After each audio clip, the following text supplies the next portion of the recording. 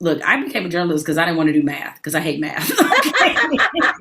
So I was like, being a business owner was not something I ever had in my forecast. But like you, I have a production company and I have two other companies as well. That being said, is that what were some of the challenging lessons that you learned when you started making that transition more into being an entrepreneur? Being told no. Hmm. I'm one that doesn't like hearing that word, especially when I think I've got a great idea. So, I just learned to be persistent. And if someone doesn't get me, doesn't mean that my idea is not going to work. That just means that they don't get me. So that means back to the drawing board. Let's go knock on another door or put that in the file cabinet. And then once we've done a couple other projects and they're successful, then we'll pull that out of the file cabinet. Um, yeah. Yeah. Just, I don't like hearing the word no. And I love betting on me because I usually win. As I said before in the first half of the podcast, like your acting resume is extensive, and but I'm wondering, not maybe from a role standpoint, but like, what are you most proud of about your career? Um, it's it's every time a new chapter happens for me that I can add it onto my little Instagram thing. That at first it started off actress, producer, philanthropist, and all around homegirl. That was my titles. In the last 5 years, it's now actress, producer, director, author, philanthropist, and all around homegirl. Uh, that I know that I did that. No one gave that to me. Um, yeah, I mean, I'm having an amazing resurgence in my career in my 50s, which, people are like, do you sleep? That's it on a plane usually, but but I'm not a big sleeper. My mind is always working and going. I'm so grateful for the opportunities that I'm having right now. When you left Indiana, you left what, a month after you graduated to move to Los Yes, 1 month, Angeles? 17. Yeah, at 17 years old. First of all, what did your family think of that? Well, I was always hyper, and I had a feeling. They used to call me Cartwheel Angie because when I was a little girl, I was always turning some flips or doing something or get running, doing something, climbing a tree.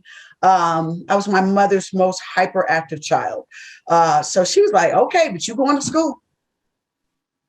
So I had to trick her, and I did. I went to school. I went to Golden West College in Orange County, and I graduated with an AA in social sciences. But I was sneaking up to LA every moment I could. So I'm kind of glad that I was, that this worked for me. It kind of fell in my lap. Um, I was reading one time with a girlfriend of mine that was an actress, Kelly Mentor, and she said, "You know what? You're kind of good at this. You should try it." And I had modeled before because I'm tall, thought I was somewhat cute. And so acting kind of fell in my lap. But then once it did start happening, I took it very seriously. Um, it's one thing to because this happens a lot, especially in LA. You everybody comes out here with a dream, right? Like, Yes. I'm gonna be an actor. What was there a point where you realized you really could make a living at this? Oh, I've had some great, and I've had a couple of, only once I went broke almost once, and I thought, oh Lord, I might have to get ready to start waiting on tables again. Um, but I did because I thought I was rich. I had did a soap opera, and when you do 5 shows a week, you get 5 checks. So I had made up all this money, but then the show got canceled, and I had twenty five Wait, thousand was dollars. that Generation? Generations, Oh, yes, people don't know about Generations. okay, Only all generations, black soap on what, NBC, I think it was. yes, Yes, yes, first, I remember you on Generations, and I yes, remember you on Young and the Restless, which I still yes, watch. yes, first fully integrated soap opera. Yeah, but I had $25,000 in the bank, so I was like, "Oh, I'm good, right?" Well, overheads, $2,500 to $3,000 a month. Guess how quickly I went through that money? And so I just remember that bank account dwindling down. I was like, "Ooh!" And then I literally was about to go wait on tables again because I listen here. I got no shame in my game, Chad. What I'm not gonna be is broke ever, ever. I don't believe in that. These people sitting around nowadays waiting on a check to come. I mean, I wait on several checks to come now, but I just, and so then I fate happened. Then I got out all night. And then it was like I started gigging again, but it wasn't until I started gigging and then doing movies and that I finally went, okay, because I literally was waiting on tables. Um, when I got Generations, I was waiting because I used to make like $400, per day waiting on tables, and time 3 over the weekend, that was 1,200. Back then that I was good. So I remember waiting on this girl, and I was like, "So what can I get for you?" And she's like, Da-da-da. She said, "Aren't you on Generations? Aren't you Maya?" And I said, "Yes, I am, but I'm off today. What can I get you?" So on your off days on Generations, you were still waiting tables. Yeah, on the weekend, because my storyline at first, I wasn't working 5 days a week because the storyline has to build up. So that was working 1 day, 2 day here until the audience started falling in love with Maya and Adam. God bless his soul, Christophe St. John, rest in peace. My first love interest. They fell in love with those two, that connection. And so it took off. So then it was like, okay, now I'm working 5 days a week. Then, I was like, oh, I got checks coming in. Ow. So you, because you did Young and the Restless and Days of Our Lives, correct? You did both? Yes. Yeah. Okay. Yeah. Generation, Days of Our Lives, and Young and the Restless. Young and the Restless then led to Independence Day. So I had an opportunity to visit the Young and the Restless set because I know a few of the actors, including Joshua Morrow, who plays Nick Newman. Been playing Nick Newman my whole life, basically. Yes. And so, he brought me on set, and then just looking at their scripts, and I think what people don't understand is how hard that job is. So how did doing soap operas, sort of prepare you or, help you in your development as an actor? Well, it definitely helped with me memorizing lines, because go home and you memorize 20 pages a night. That's a lot.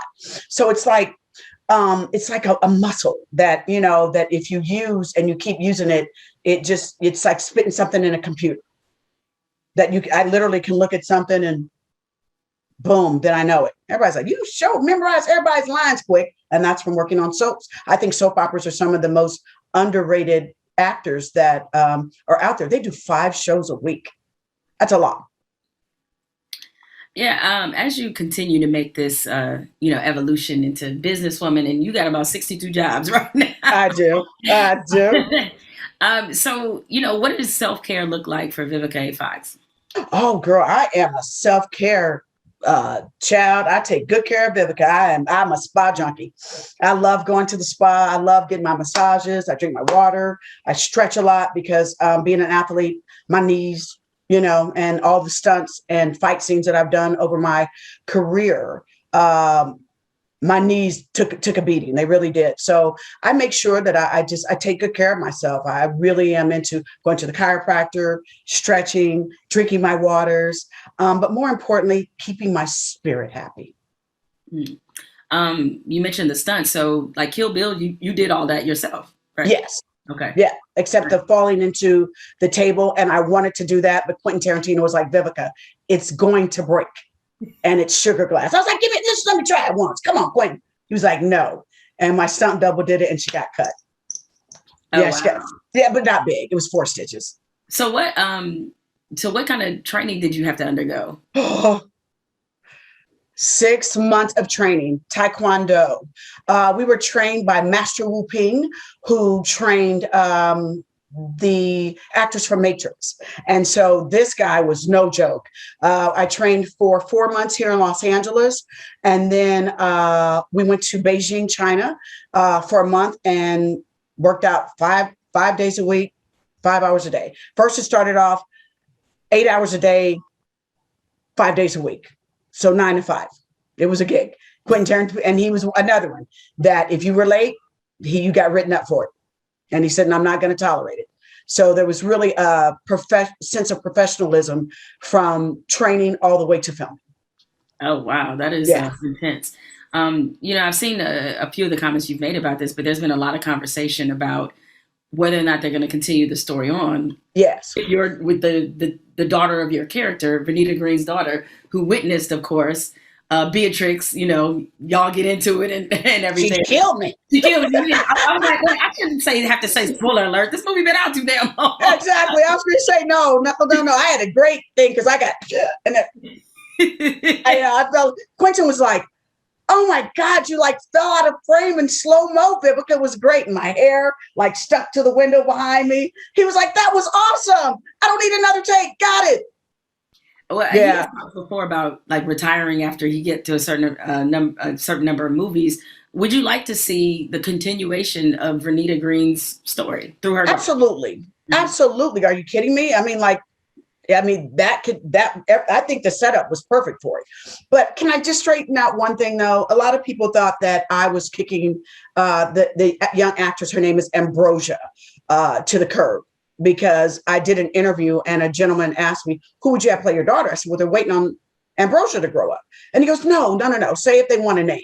And Zendaya's name came up. Zendaya. I call it Zendaya. I was like, he was like, yeah, what do you think? I was like, she would be beautiful. Of course, we're both tall, long legs, this and the third. And then it like spread that Vivica, Cass, Zendaya. I was like, no, I did not. You asked me a question and I answered it. So just let's get that straight. That Ambrosia, that I never kicked you to the curb, baby, because we waiting on you to grow up. So I'll be here and hopefully Quentin can figure out a way to bring me in too. Well, there is a such thing as a prequel. Just saying, and you Yes. still play Vernita Green. Hey, why not? They figure out ways to, that's the beauty of movies that you can just figure out stuff and the audience will go for it. They really loved that franchise. As part of like your personal story, as people know, you've been in some public, relationships, of course, with 50 Cent, which is the one everybody kind of tends to fixate on. Never lets go of. I know. Trust, Like I've